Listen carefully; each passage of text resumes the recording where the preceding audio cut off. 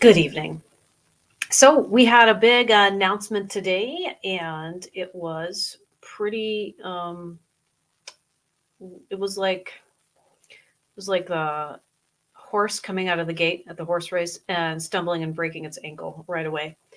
We had spent about 5 days coordinating the announcement of Donald Trump speaking at the National Libertarian Party convention, and the order of operations of things being released came out literally backwards.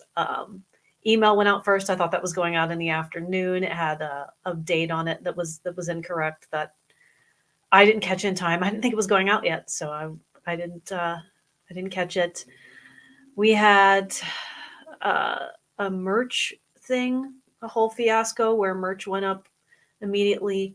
I had seen in a staff chat that it some designs and was like, "Ah, that's awesome, that's funny." I had no idea that it was going to actually go in the store. I think the idea behind that is that delegates would be able to wear their message on their shirt, like at convention, and show him, like, this is what we want you to do. But we definitely should have talked about that before it was announced, or done, or considered whether that was a good idea at all. It was a cool idea. I don't know about that actually being done, right? So that happened. A press release went out last. We were waiting to get a statement from Donald Trump and his team, and then we got it. And then it's like, well, I'm driving, or I'm doing this, or I'm doing, So it took like another hour to get it actually out. So that was all painful. Um, yeah, and the most important thing in all of that is that we want to control the narrative on why this is happening, and why we wanted to do this. We sent out an invitation to equally President Trump and President Biden. And for those of you who are thinking, oh, QAnon conspiracy, the way that you technically address someone who's been president of the United States is President Trump. So no, I don't think he's, still the current president right now. Nothing like that. But some of you guys, I know, the blue anon Kool-Aid, just straight into your veins. Um, why would we want to do this, right? I I would like us to have an honest conversation about it. So for those of you who are critical of me, like, I want you, for your own benefit and for mine and for the people around us, I want us to be honest. So can we agree to do that? Can we be honest about the amount of coverage the Libertarian Party has had historically when it comes to our presidential debates? And can we be honest about the amount of coverage that we were likely to get this year? I understand that every 4 years, the monotonous chorus of it's the most important election of our lifetimes, it always comes up, right? The reality is people are saying that in a more serious tone because Biden is trying so hard to get Trump kicked off the ballot. And I've tried to talk about this before, but so many people who have TDS have screamed, like, why would the libertarians care if someone else gets kicked off the ballot? It helps us. The reality is, when precedent is set that a person is kicked off the ballot for inciting an insurrection or being radical, it can hurt us very dramatically. We are radicals. Yeah, and those of you who are more centrist in the party, who adopt more moderate views, I know that you don't understand this, but the founders of this party were hardcore radicals. They were anarchists. They hated the government.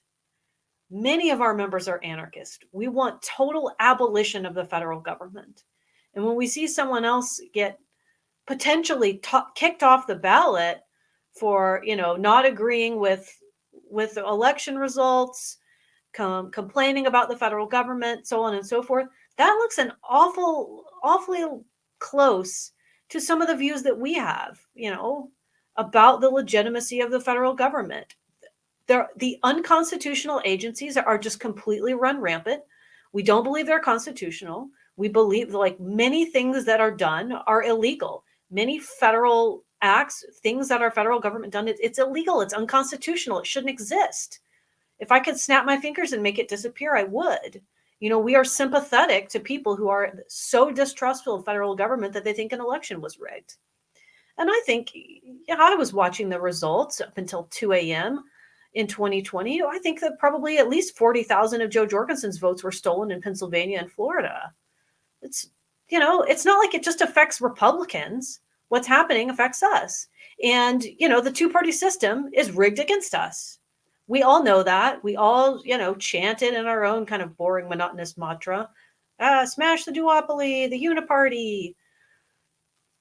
Not everybody's really excited to hear that. But I get it. I feel the same way. It's disgust with the two-party system. But back to media coverage. People think that what happens between Trump and Biden is the end all be all, right? People on one camp think like, this is it. This is the last election. If we don't win it, it's the last election. And then people in the other camp, they think the same thing. It's the last election. It's the end of democracy. Biden is a fascist. He will block Donald Trump from getting on the ballot, and we will never have another legitimate election again. Because if they do it one time, they'll do it the next time, over and over and over again. Valid concern. People on the left think that Donald Trump is a fascist, and if they do not block the fascist, then maybe he'll never let us have elections again, because he's going to declare himself dictator for life, or his supporters will riot again, and they'll just never let him leave, and they'll just crown him King POTUS, God Emperor Trump of the United States, of the universe, or whatever, unhinged theories you guys have, or they have, or whatever. So it's very important in everyone else's minds. And where do we sit in all of that? Well, we're kind of irrelevant, right? People who see through that and who don't take it seriously, and who've been, on this planet long enough to realize how elections go, like, they just kind of roll their eyes, and they're locked in. They're going to vote Libertarian. We appreciate them. That's fantastic. But we have, an opportunity here to reach the people who are screaming, this is the most important election of our lifetime, who are rooting for Donald Trump, or maybe they hate him so much that they just can't stop but hate follow him and hate watch everything he does, right? There's going to be a lot of media attention. And the most media attention that we've gotten for our candidates so far has been around, whether or not Kennedy's going to jump in the race. And I know you're angry at me for calling that out. My job as chair, there's two things, right? What do? I have to eat shit like I'm doing right now and move things forward. And part of moving things forward is doing what I can to get our candidates as much media attention and publicity as possible. And while you're upset with me right now because you're mad at Donald Trump and you think he's going to steal the spotlight, the entire media apparatus in the United States for politics is going to be, boom, spotlight on us, because he's speaking right after our candidates do. It is the same stage. He's not doing a debate with us. I tried to get that. We didn't get it. He's still coming, and he's joining the stage right after our presidential debate. So what does that tell you? Media is already going to be there covering us. And if you're so black-pilled on your own candidates that you support, that you think we won't get any media coverage, it'll all go to Donald Trump, you need to check in with your candidates or yourself, your own morale. I'm teeing it up for you. And I've given our candidates, most of them, a heads up in advance so that they weren't shocked, and this wasn't sprung on them at unawares. This is a huge benefit for them. Please do not shit all over it. They need this. We need this in the party. Now, what's Donald Trump coming to talk about? I'm sure that many of you think he's just going to come give a typical stump speech. That is not our arrangement. We have on lnc2024.com a poll, and we're working right now on making it public, but give us just a moment. All of this happened very quickly, and we have so much going on, and a limited number of staff who you should all say thank you for doing a kick-ass job, even though today got flubbed, because they work really hard. But on that poll, you can vote to rank the top 10 libertarian complaints that we have, regarding the government in general, but also Donald Trump's administration. We wanted to see the Fed audited. Remember in 2016, his first 100 days plan? We didn't get it. It was very frustrating, right? No audit the Fed. So the Fed is up there. If you want it audited, vote for that too. Free Ross Ulbricht. I know there was a lot of talk about him getting a presidential pardon last time. It didn't happen. Free Julian Assange. I hope the Biden administration takes me up on their offer to come, and I hope they hear us, say that, we need to drop all charges against Julian Assange. But if they don't, we should be petitioning the next president. And I got to tell you that previous LNCs did that too. We all try to get Ross Ulbricht and Julian Assange freed. They are, they are the canary in the coal mine for the rest of us. And what happens to them matters. It matters for press freedom. It matters for Bitcoin freedom, cryptocurrency. It's a huge deal. It's a huge deal to have a president come and address these concerns. What else? Inflation. We saw the worst of it happen in the Biden administration. But let's be real. The giant COVID stimulus package happened under Donald Trump's administration. And it would behoove us to not take an opportunity to tell him, that kind of sucked, man. Please don't do that again.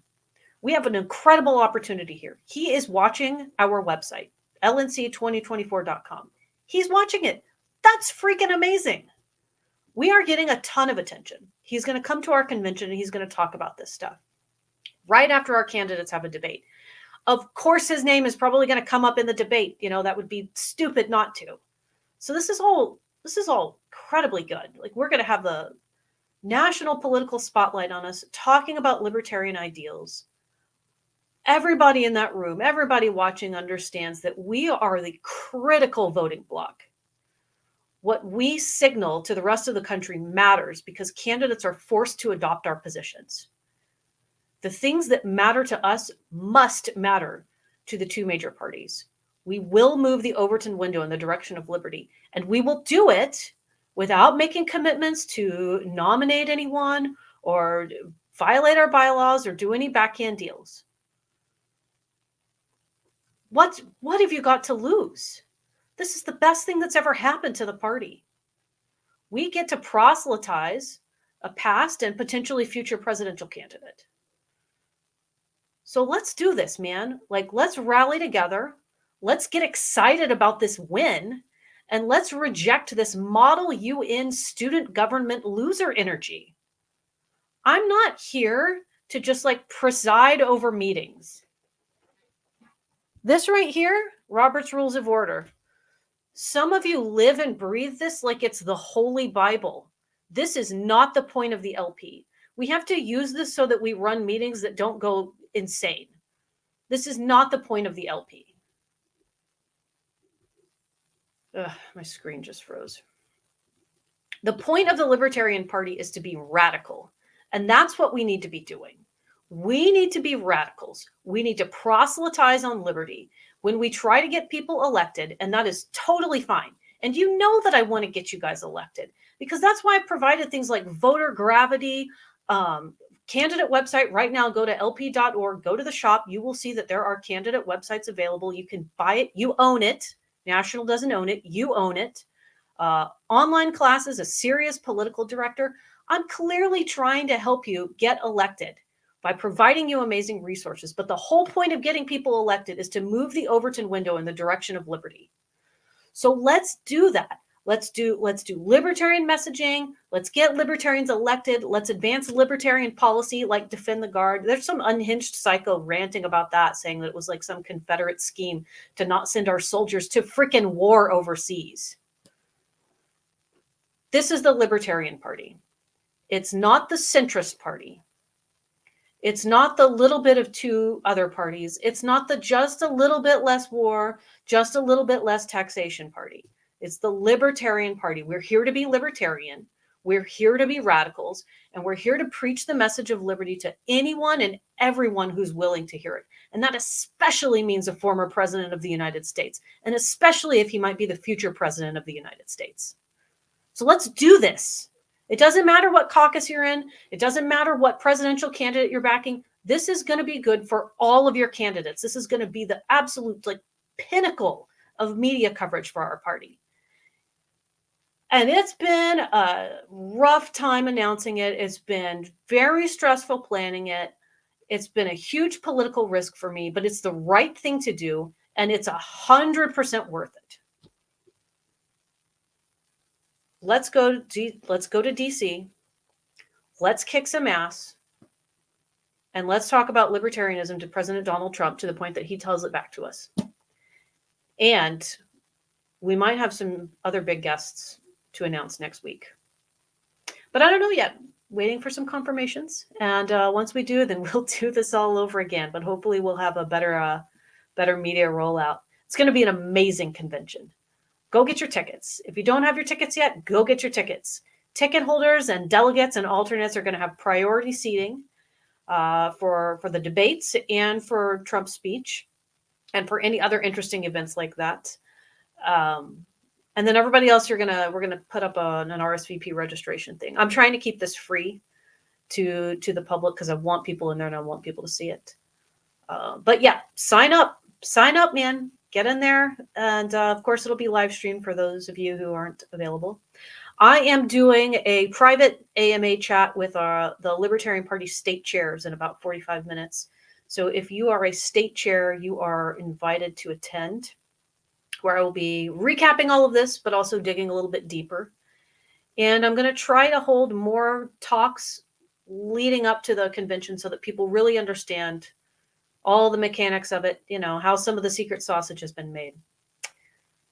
So have a great Wednesday evening. You can do it. I believe in you. You can have a great Wednesday evening, even if you hate Donald Trump. Maybe you're mad at your dad. Don't take it out on Donald Trump. Maybe you're mad at Donald Trump too. He had some pretty crappy policies. That's why we ran a candidate against him. I saw Joe Jorgensen talking about how much he must hate her. Joe Jorgensen, we will give you a VIP seat. So if you are going to be in attendance, Joe, we will put you right there in the front. Have a great night, everyone.